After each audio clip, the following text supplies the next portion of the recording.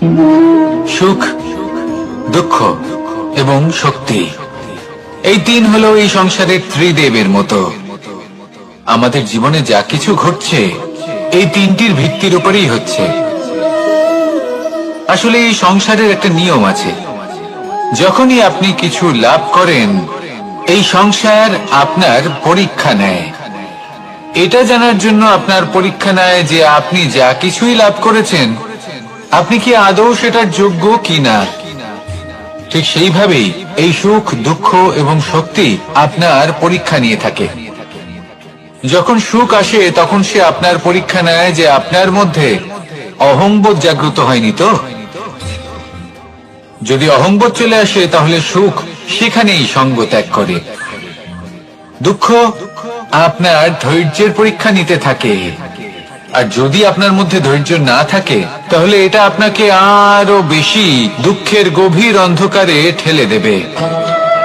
সেখানে শক্তি পরীক্ষা নেয় আপনার বিনম্রতার। যদি আপনি বিনম্র না হন তাহলে হয় এই শক্তি আপনার সঙ্গ ত্যাগ করবে, নয় এই শক্তি বিনম্রতার অভাবে আপনার পতনের কারণ হতে পারে। এই সংসারে যে কোনো ব্যক্তি যিনি এই পরীক্ষায় উত্তীর্ণ হয়ে থাকেন এই জীবনে তিনি সাফল্য লাভ করেন।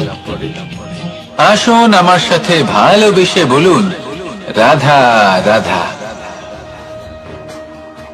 ভয়ের সাথে আমরা সবাই পরিচিত, কষ্ট আমরা সবাই পেয়েছি।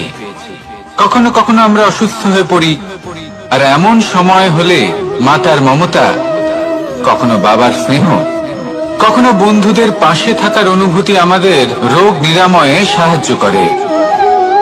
কখনো যদি আমরা নিরাশ হয়ে পড়ি, তখন যদি আমাদের কোনো আপনজন আমাদের দুটো ভালো কথা বলে তখন আমাদের মনোবল বেড়ে যায়। ঠিক তেমন সংসারের এই রঙ্গমঞ্চে যদি আপনি পীড়িত অনুভব করেন, কিছু শুভ কথা আলোচনা করুন, কিছু স্তুতি গান করুন, কিছু মুহূর্তের জন্য হলেও নিজের ইষ্টদেবের কথা স্মরণ করুন আর প্রার্থনা করুন। সাহস বাড়বে, শক্তিও বৃদ্ধি পাবে এবং সামনে এগিয়ে চলার পথও দেখতে পাবেন। তখন এই মন প্রসন্ন হয়ে বলবে, রাধা রাধা। এই সংসারে কখনো কোনো ব্যক্তিকে তার বাইরের পোশাক দেখে বিচার করার চেষ্টা করবেন না, এটা খুব বড় ভুল করবেন। যেমন আমরা জীবনে অনেক সময় এমন করি, ধরুন কোথাও একটা গাছ দেখলাম, খুব বিশাল আকারের একটা গাছ, যেটা মাটির থেকে অনেক উঁচুতে পৌঁছে গেছে, যার বিশাল শাখা আছে। সেগুলো দেখে আমরা ভাবি যে এই গাছে হয়তো কত সুস্বাদু ফল আছে, আমরা সেই গাছের পরিচর্যা করতে থাকি। আবার অন্যদিকে হলো একটি তৃণ, যেটা মাটি থেকে কিছুটা উঁচুতে পৌঁছেছে, কিন্তু সেই তৃণর নিচে, মাটির নিচে অত্যন্ত সুস্বাদু ফল বা সবজি জন্ম নেয়, যা আমাদের স্বাস্থ্যের পক্ষে অত্যন্ত উপকারী।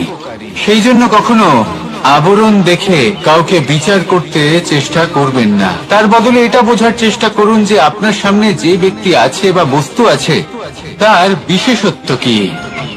যদি এই বিশেষত্ব বোঝার ক্ষমতা আপনি অর্জন করেন, যদি এই শিল্প আপনি নিজের ভেতরে জাগ্রত করেন, তাহলে এই সংসারে বিশেষত্ব কি সেটা আপনি জানতে পারবেন। আর এই সমস্ত খেলা দৃষ্টি থেকে নয়, দৃষ্টিভঙ্গি থেকে জন্ম নেয়। দৃষ্টিভঙ্গি সবসময় শুভ রাখুন আর আমার সাথে ভালোবেসে বলুন, রাধা রাধা। লোকে বলে মানুষ নিজের ভবিষ্যৎ জন্ম থেকেই লিখিয়ে আনে, অর্থাৎ এখানে এই কপালে। ভাগ্য দেবতা আমাদের সমস্ত উত্থান, সমস্ত পতনের হিসেব সবটা লিখে দেন। কিন্তু কপালে কেন, পায়ে নয় কেন? যদি পায়ে লেখা হয় তাহলে আমরা পড়তে পারবো, যদি কপালে লেখা হয় আমরা ছাড়া বাকি সবাই পড়তে পারবে। এবারে আমাদের কপাল এখানে তাই প্রতিফলিত হয় যা আমাদের মস্তিষ্কে আছে, আর মস্তিষ্কে থাকে আমাদের ভাবনা। তাই এই ভাবনার ধনাত্মক হওয়া অত্যন্ত জরুরি। এতে বিকাশের জন্য স্থান রাখুন, এতে সবাইকে একসাথে নিয়ে চলার ভাবনা রাখুন, আর বিশ্বাস করুন আপনার মস্তিষ্কের এই ভাবনা সাফল্য রূপে আপনার কপালে অবশ্যই লিখিত হবে, কারণ আপনার ভাবনাই সত্য হয়ে আপনার জীবনে আসে। রাধা রাধা। সময় বড়ই অদ্ভুত, এই সময়, তাই না? দেখতে গেলে এটা একটা অনুভূতি, একটা সংখ্যা, একটা বিষয়। এবারে দেখুন না, সূর্যোদয় সকলের একসাথেই হয়, তাই তো? কারোর আগে কারোর পরে এমন তো হয় না, সবার একসাথেই হয়। আবার সূর্যাস্ত সকলের একসাথেই হয়। এবারে ভাবুন, এই সময় প্রত্যেকের জন্য আলাদা আলাদা। কারোর জন্য এই সময় ভালো, আবার কারোর জন্য এই সময়ই খারাপ। এক্ষুনি এই মুহূর্তে কারোর মুখে সফলতার আলো রয়েছে, আবার কারোর মুখে অসফলতার নিরাশা। এটা কেন? কেন এই সময় কারোর জন্য শ্রেষ্ঠ, আবার কেন তা কাউকে নিরাশ করে? এটার উত্তর হলো আপনার চিন্তা, আপনার কর্ম। যেমন আপনার চিন্তাধারা, তেমন আপনার কর্ম, আর তেমনই হবে আপনার এই সময়। আপনি জীবনে সুখ তখনই পাবেন যখন আপনি কারোর মুখে আশার আলো এনে দেবেন। আপনি আনন্দ তখনই পাবেন যখন আপনি কাউকে খুশি করবেন। হ্যাঁ, এটা ঠিক যে কাউকে খুশি করা সবসময় আপনার হাতে নেই, কিন্তু আপনার হাতে এটা অবশ্যই আছে যে আপনি কাউকে দুঃখ না দেন, কাউকে নিরাশ না করেন। আর কোনো ব্যক্তিকে দুঃখ না দেওয়ার এই চেষ্টাও আপনার কর্মই বটে। আর এই শুভ কর্মের ফল আপনাকে প্রকৃতি অবশ্যই দেবে। তাই মনে রাখবেন, ভালো সময় তারই আসে যে কখনো কারোর খারাপ চায় না। রাধা রাধা। লোকে আমাকে সবসময় জিজ্ঞেস করে যে কানাই, এখন তুমি বড় হয়ে গেছো, এই বাচ্চাদের সাথে থেকে তুমি সবসময় দুষ্টুমি করো কেন? তুমি বড় হয়ে গেছো, বড়দের মতো থাকো।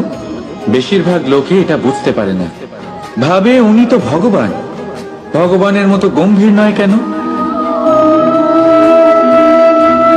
এবারে আমি কি করে বোঝাবো সবাইকে যে আমার ভগবান হওয়ার পিছনে যে সবচেয়ে বড় রহস্য, তা হলো এই বাচ্চারাই।